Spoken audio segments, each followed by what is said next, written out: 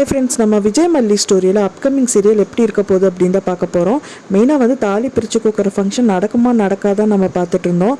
ஆனால் நடக்க தான் போகுது. ஆனால் இந்த மாதிரி நடக்குமா அப்படிங்கிறது யாருமே எதிர்பார்க்கவே இல்லை அப்படின்னே சொல்லலாம். தாலி பிரித்து கொடுக்குற ஃபங்க்ஷனுக்கு வந்து மெயினாக தாலி வந்து வேணும்.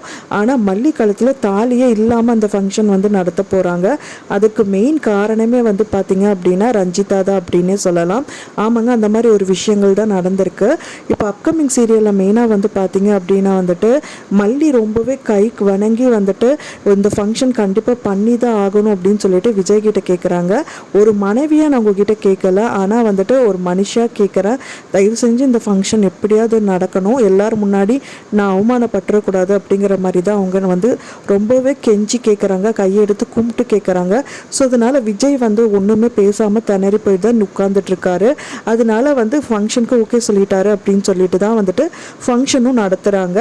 ஃபைனலாக வந்து பார்த்தீங்க அப்படின்னா வந்துட்டு பூசாரி வந்து இந்த தாலிக்கு வந்து பொட்டு வச்சுக்கோங்கம்மா அப்படிங்கிற மாதிரி குங்குமம் கொடுக்குறாங்க. ஆனால் மல்லி கழுத்தில் தாலி இல்லை அப்படிங்கிறது அங்கே இருக்கிறவங்களுக்கு யாருக்குமே தெரியாது. ரொம்ப திணறி போய் நின்றுட்டு இருக்காங்க. ஸோ அதை பார்த்தோன்னே ரஞ்சிதா அண்ட் ராஜிக்கு வந்து ரொம்ப சந்தோஷமாக இருக்குது.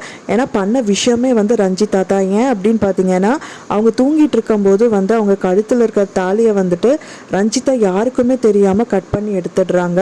ஸோ அது வந்து மல்லிக்கே தெரியாது. காலையில் தான் எந்திரிச்சு பார்க்குறாங்க, கழுத்தில் தாலி இல்லை அப்படின்னு சொன்னோடனே ரொம்பவே பதறி போயிடுறாங்க. வேறு வழி இல்லாமல் தான் அந்த ஃபங்க்ஷன்லேயும் நின்றுட்டு இருக்காங்க. ஸோ ஏதோ ஒரு விதத்தில் வந்துட்டு கடவுள் வந்து ஏதாவது ஒரு கருணை காமிப்பாங்க அப்படின்னு தான் எதிர்பார்க்கப்படுது. எப்படியாவது இந்த ஃபங்க்ஷன் நல்லபடியாக நடந்துரும் அப்படின்னு தான் எதிர்பார்க்கப்படுது. ஃப்ரெண்ட்ஸ், மெயினாக வந்துட்டு அவங்க கும்பிடுற அந்த முருகர் தான் அவங்கள காப்பாற்றுவார் அப்படின்னு தான் எதிர்பார்க்கப்படுது. நீங்கள் என்ன நினைக்கிறீங்க அப்படின்னு சொல்லிட்டு எனக்கு மறக்காமல் கமெண்ட்டில் ஷேர் பண்ணுங்கள்.